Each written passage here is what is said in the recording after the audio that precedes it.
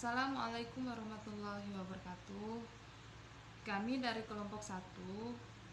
Di sini kami akan menjelaskan struktur organisasi tesis dan disertasi.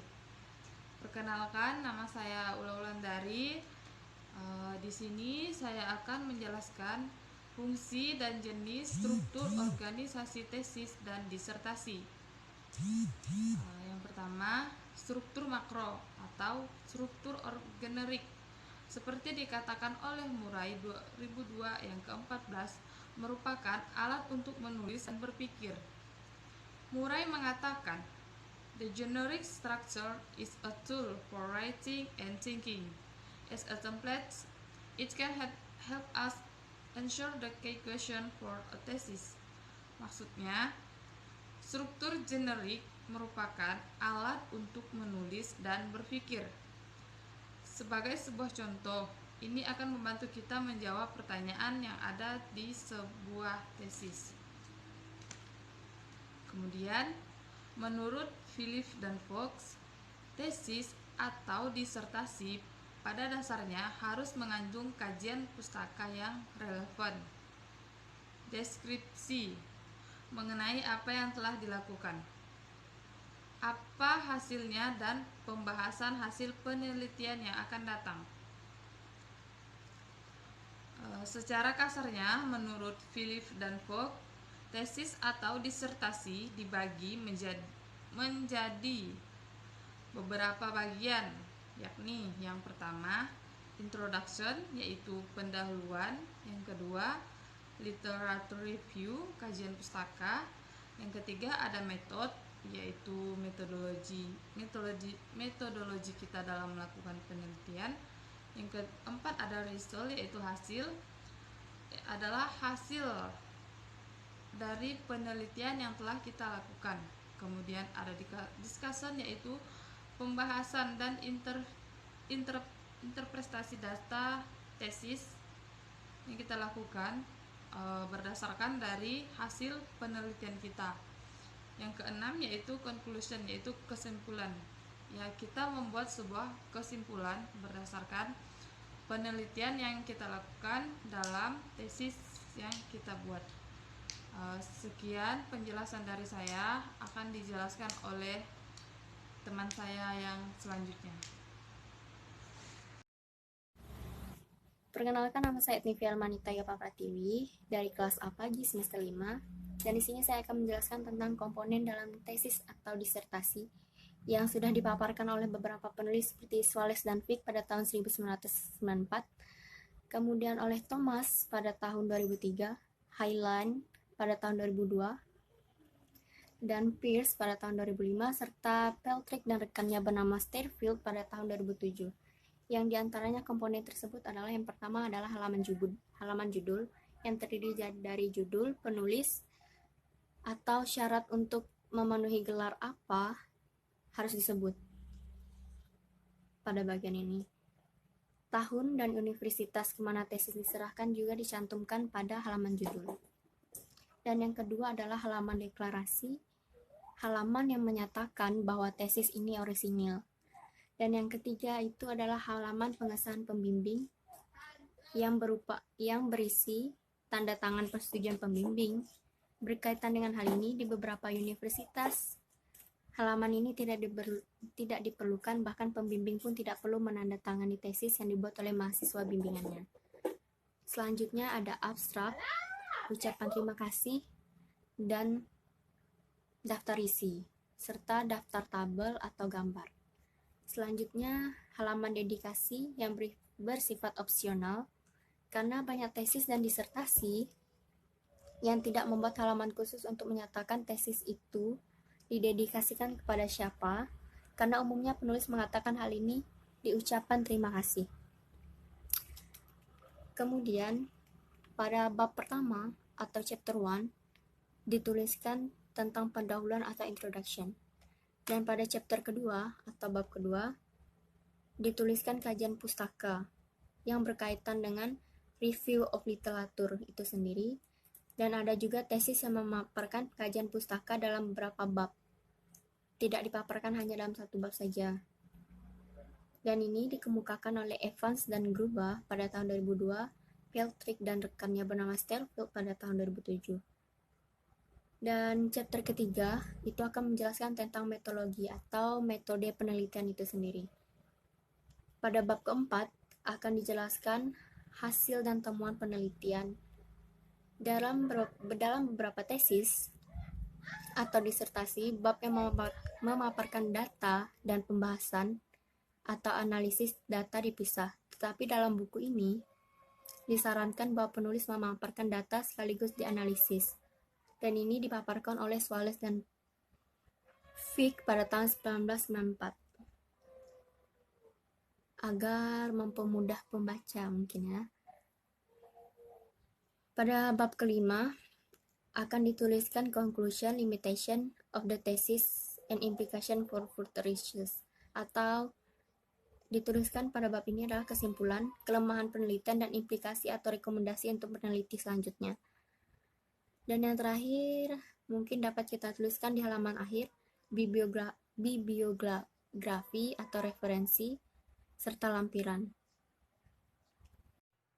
Assalamualaikum warahmatullahi wabarakatuh. Perkenalkan, nama saya Tari Handayani. Saya di sini akan melanjutkan presentasi dari teman saya, Ednivia. Berdasarkan pengalaman Evans dan Gruba 2002-12 membimbing di jurusan Sains di Melbourne University, juga menekankan struktur tesis yang biasa dipakai di bidang sains seperti biologi, fisika, dan bidang sosial pada 4 bagian utama, yaitu pendahuluan, latar belakang, proyek penelitian, dan sintesis. Pendahuluan. Dalam bab ini, penelitian harus memperkenalkan penelitiannya. Dimulai dengan mengatakan masalah penelitian, tujuan penelitian, pembatasan cakupan penelitian, dan uraian singkat 129 mengenai apa yang akan ditulis di bab selanjutnya. Latar belakang. Bagian ini merupakan bagian yang diperlukan sebelum kita bisa mengatakan penelitian. Dalam bagian ini, kita akan memposisikan penelitian kita dalam apa yang telah terjadi sebelumnya. Penelitian apa yang sedang terjadi dan bagaimana penelitian dalam bidang yang kita kaji dilakukan. 3. Proyek penelitian. Bagian ini berisi tentang desain penelitian, survei atau tes atau uji hipotesa, atau menjawab pertanyaan penelitian yang dikembangkan dari bab pendahuluan. Kemudian sampailah pada hasil penelitian atau data penelitian dan analisis data itu. Sintesis. Bagian sintesis mengembangkan kontribusi kita terhadap the state of knowledge dan pemahaman tentang topik yang diteliti.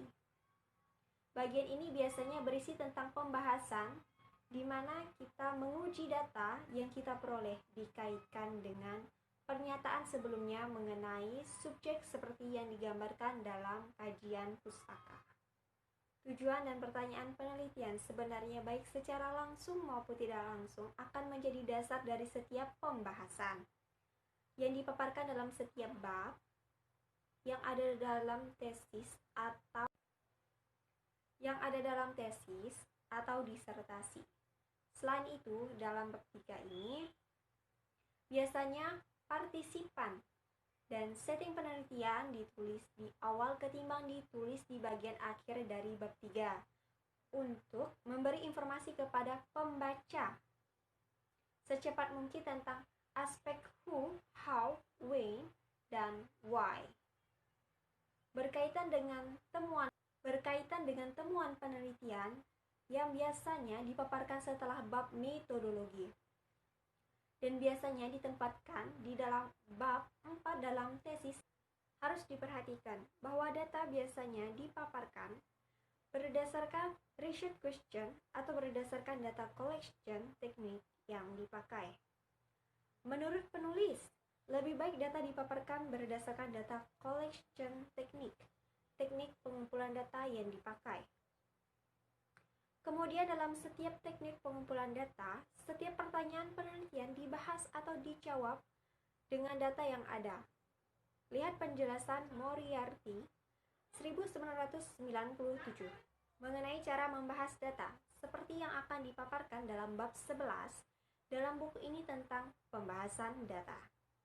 Dengan cara ini, nanti akan tampak jelas bagaimana triangulasi data menuntun penelitian kepada kesimpulan penelitian yang lebih akurat dan valid. Selanjutnya akan dilanjutkan oleh teman saya. Sekian dan terima kasih. Halo, nama saya Riko Septiawan. Saya akan melanjutkan presentasi dari teman-teman saya sebelumnya.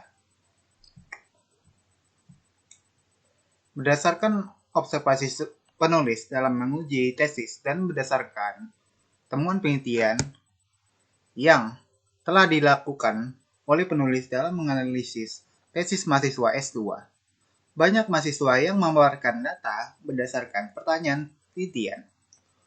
Tetapi kemudian mereka hanya menjawab pertanyaan penelitian itu berdasarkan salah satu sumber data saja. Kita harus memahami bahwa pertanyaan penelitian yang dibuat dalam satu penelitian itu harus berkaitan satu dengan lain. Dan kalau data dikumpulkan dengan menggunakan 3 teknik pengumpulan data,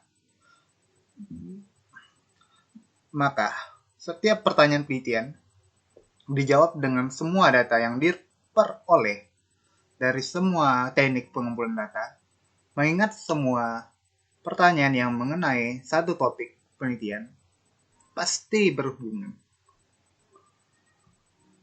Dengan demikian, kita harus dapat menjelaskan apakah data yang diproses yang diperoleh dari satu sumber mendukung data dari sumber lain.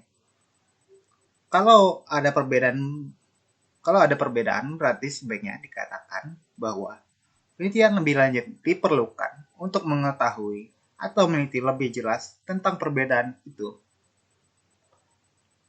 Kemudian, ini merupakan salah satu rekomendasi yang bisa dipakai dalam bab kesimpulan dan rekomendasi atau implication for future research di bab terakhir.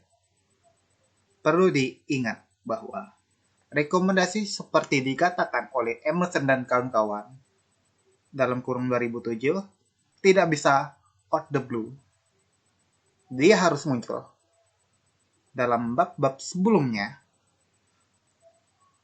khususnya bab pembahasan atau discussion of results. Selain itu, ketika kita menemukan gap antara data yang satu dengan data yang lain, mungkin kita bisa melihat apakah hal itu muncul karena kelemahan proses pengambilan data, dan hal ini harus disebutkan secara eksplisit. Dan dengan demikian, hal ini merupakan salah satu poin yang harus disebut dalam kelemahan penelitian di bab kesimpulan. Selanjutnya, paragraf penghubung atau linking sections. Salah satu ciri umum teks akademik yang panjang seperti tesis dan disertasi adalah adanya linking sections yang digunakan untuk menghubungkan satu bagian atau bab dengan bagian atau bab lainnya. Berkenaan dengan manfaat menulis pendahuluan, Murray 2002.2155 mengatakan bahwa menulis pendahuluan dalam hal ini, paragraf pendahuluan juga merupakan salah satu cara untuk mengetahui apa yang ingin kita katakan dalam seksi atau bagian dari tulisan kita, apa isi yang kita ingin tulis. Dengan menulis beberapa kalimat tambah Murray, kita bisa terdorong untuk membuat keputusan.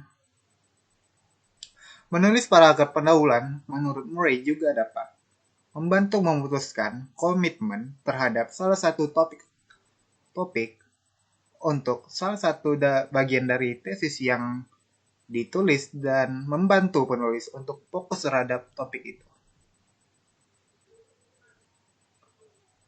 Paragraf pendahuluan menurut Murray 202156 terdiri dari 3 elemen utama, yakni 1. Mengidentifikasi gagasan utama atau main points.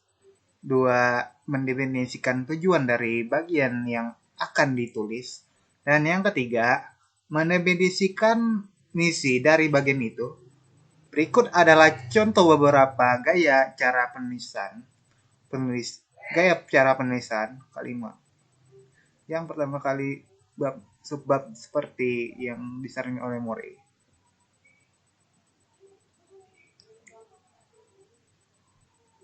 Oke, selanjutnya presentasi selanjutnya akan dilanjutkan oleh saudari Yosefa. Saya Yosefa Silwayuni. Di sini saya akan melanjutkan penjelasan dari Diko Septiawan. Berkaitan dengan paragraf pendahuluan, beberapa penulis mungkin menganggap ini terlalu formal dan banyak penulis yang mampu menulis pendahuluan dan kesimpulan tanpa menulis paragraf pendahuluan secara formal. Pendapat ini dikemukakan oleh Evans dan Gruber pada tahun 2003. Namun, demikian, menurut Evans dan Gruber, hal ini tidak berarti kita bisa terlepas dari pendahuluan sampai pada kesimpulan. Tujuan menulis pendahuluan adalah mengantarkan pembaca kepada isi karya tulis yang kita buat. Saat menulis paragraf pendahuluan, kita harus menyertakan kail untuk menangkap perhatian pembaca, informasi pendukung mengenai topik yang dibahas, dan pernyataan tesis. Selain dari pendahuluan, setiap bab dalam tesis atau disertasi harus pula mengandung kesimpulan. Pembaca perlu berbagi dengan penulis tentang pemahaman dari apa yang telah dicapai. Dengan membuat kesimpulan, seorang pembaca akan dapat dengan mudah mengetahui hasil dari gagasan, penelitian, wacana, dan tulisan yang kita buat. Sehingga dengan demikian akan mempermudah kita dalam mendapatkan kesimpulan akhir. Dalam membuat kesimpulan, seorang penulis atau peneliti haruslah mampu menentukan jenis kesimpulan yang benar dan tepat, sesuai dengan jenis tulisan yang dia buat. Perkenalkan, nama saya Ervandari. Saya akan menjelaskan kesimpulan dari struktur organisasi dan disertasi. Struktur organisasi atau disertasi merupakan alat berpikir tidak hanya mempermudah pembaca membaca tulisan kita, tetapi juga mempermudah penulis mengungkapkan pikirannya. Untuk membuat tesis atau disertasi itu mudah dibaca, gagasan yang dikemukakan mengalir dengan lancar. Maka diperlukan suatu bagian tesis yang disebut dengan metateks atau linking text. Linking text ini tidak terlalu banyak, tetapi berperan penting menghubungkan satu bab atau bagian-bagian lainnya. Linking text bisa pendahuluan dalam awal bab seperti yang dipakai setiap bab dari buku ini. Bisa juga kesimpulan di akhir setiap pembahasan, untuk memberikan petunjuk kepada pembaca tentang apa yang dibahas sebelumnya dan memberi tanda tentang apa yang akan dibahas dalam bab atau bagian selanjutnya. Penulis tesis atau disertasi sebaiknya sadar bahwa tesis atau disertasi yang tebal mungkin tidak bisa dibaca dalam satu kali. Walaupun sebagian penulis menganggap pendahuluan atau linking text untuk setiap bab atau bagian bab cukup dalam seriasi atau jenis tabel atau konteks, ada baiknya kalau linking text membahas apa yang telah dibahas sebelumnya. Dan yang dibahas dalam bab atau bagian itu dalam linking text yang ditulis di akhir pembahasan. Selain mengatakan apa yang dibahas, penulis sebaiknya menyebutkan apa yang akan dibahas dalam bagian atau bab selanjutnya untuk mempermudah pembaca memahami teks yang ditulis secara keseluruhan. Oke, sekian presentasi dari kelompok 1. Thank you for attention.